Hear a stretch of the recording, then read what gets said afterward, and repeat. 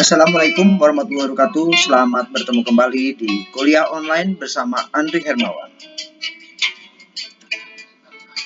Ya, kita video kemarin kita sudah mendengar bagaimana penjelasan mengenai STP atau segmentasi, targeting, dan positioning. Nah, sekarang kita akan membahas mengenai DIB atau diferensiasi, image, dan branding. Kalau diferensiasi adalah merupakan upaya kita melakukan pembedaan dengan produk lain.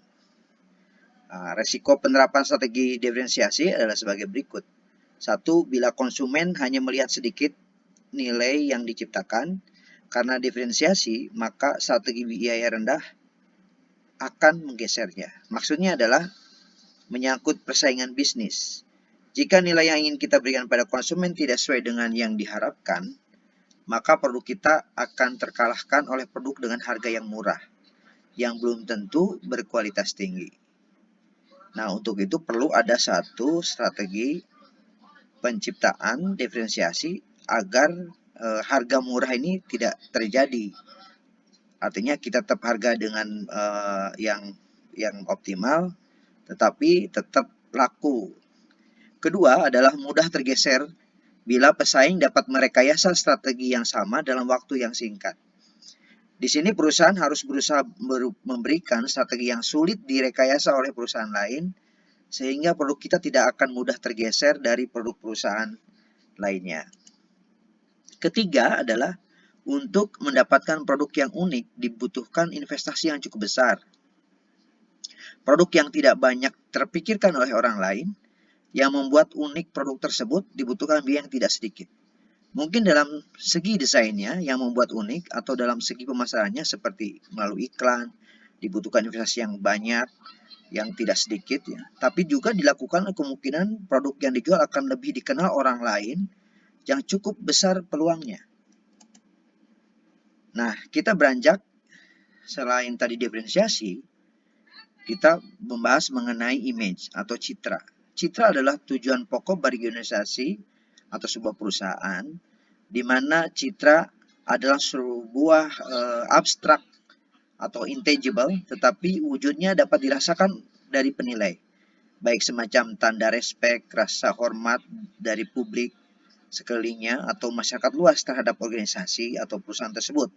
Sebagai contoh, kalau suatu perusahaan dianggap sebuah perusahaan besar, maka orang itu akan lebih bangga atau dapat mendapatkan layanan dari perusahaan tersebut akan lebih oke.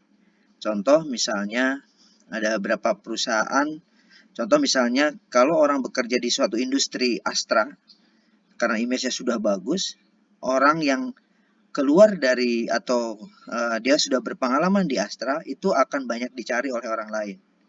Sehingga nilai dari suatu branding atau suatu image citra sebuah perusahaan menjadi sebuah kebanggaan bagi karyawannya atau masyarakat sekitarnya. Menurut Kamus Bahasa Indonesia, citra adalah sebuah pemahaman kesan yang timbul karena pemahaman akan suatu kenyataan. Sedangkan menurut Linggar dalam teori dan profesi kehumasan serta aplikasinya, bahwa citra humas yang ideal adalah pesan yang benar, yaitu sepenuhnya berdasarkan pengalaman atau pengetahuan serta pemahaman atas kenyataan yang sesungguhnya. Jadi ini adalah merupakan image ini, pembangunan image tugasnya adalah public relation, di mana penciptaan citra organisasi diwakilnya sehingga tidak menimbulkan isu-isu yang merugikan. Dari pernyataan di atas menjelaskan bahwa citra adalah suatu yang ditonjolkan secara nyata yang timbul berdasarkan pengetahuan dan pengalaman yang ada. Citra yang dimaksud ini adalah kesan yang ingin diberikan oleh perusahaan kepada publik dan halayaknya agar timbul opini publik yang positif tentang perusahaan tersebut. Nilai-nilai kepercayaan konkret ini diberikan secara individual dan merupakan pandangan atau persuasi, serta terjadinya proses akumulasi individu-individu tersebut akan mengalami suatu proses cepat atau lambat untuk membentuk suatu opini publik yang lebih luas dan abstrak, yaitu sering dinamakan citra atau image. Dan ini beberapa contoh. Jenis-jenis citra tersebut adalah bisa juga citra bayangan, adalah citra yang dianut oleh orang dalam mengenai pandangan luar terhadap organisasinya. Atau juga ada yang sebutan citra yang berlaku atau current pada saat sekarang. Current image.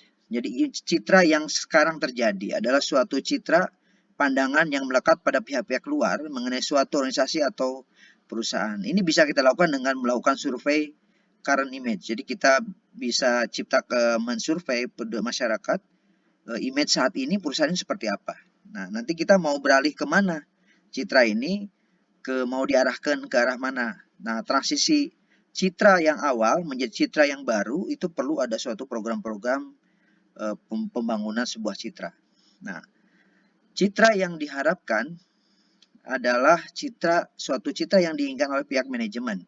Biasanya citra yang diharapkan lebih baik, lebih menyenangkan daripada citra yang sekarang. Nah, kemudian citra perusahaan atau corporate image adalah suatu citra dari organisasi secara keseluruhan. Jadi bukan citra atas produk layanannya atau citra perusahaan tersebut terbentuk oleh banyak hal.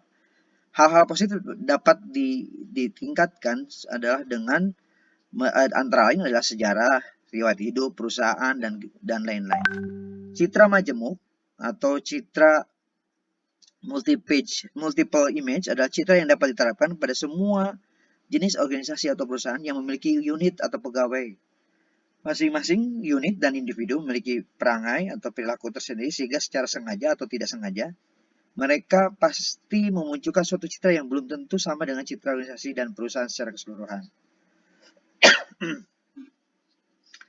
Nah, setelah kita citra ini, baru kita beranjak kepada bagaimana membangun sebuah branding.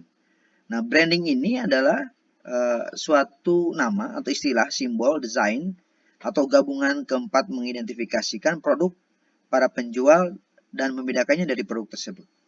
Merek menurut Keller merek adalah suatu produk yang mampu memberikan dimensi tambahan secara unik, membedakannya dari produk-produk yang lain, dan dirancang untuk memuaskan kebutuhan yang serupa.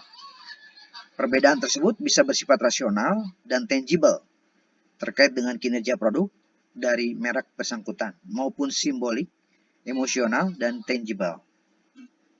Sedangkan nama merek adalah suatu merek yang dapat diucapkan berbentuk termasuk huruf-huruf, kata-kata, angka-angka, branding, dan sebagainya.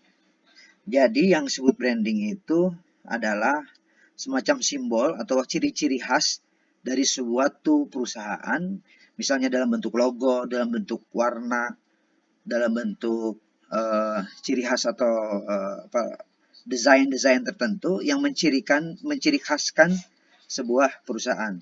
Itu bisa diterapkan dari brosur, dari kop surat, dari misalnya bentuk rumah, bentuk bangunan, bendera atau suatu logo-logo tertentu, ataupun berbentuk warna bajunya dan lain sebagainya. Ataupun bisa juga sikap ciri-ciri khas dari pegawainya. Jadi merek bermanfaat bagi perusahaan sebagai sarana identifikasi, memudahkan proses penanganan, pelacakan produk perusahaan bisa, bentuk proteksi terhadap fitur dan aspek produk lainnya, signal tingkat kualitas, sarana menciptakan asosiasi, sumber keunggulan kompetitif, atau sumber financial return. Dan merek dapat dibedakan menjadi 3 pengertian, yaitu branding, brand mark, maupun trade karakter. Ya. Nanti kita setelah kita bahas mengenai 3 hal ini, kita akan memberikan contoh-contoh dari branding tersebut sesuai dengan ada satu contoh atau studi kasus yang akan kita bahas kemudian. Oke, untuk selanjutnya kita akan lanjut lagi ke video berikutnya setelah yang satu ini.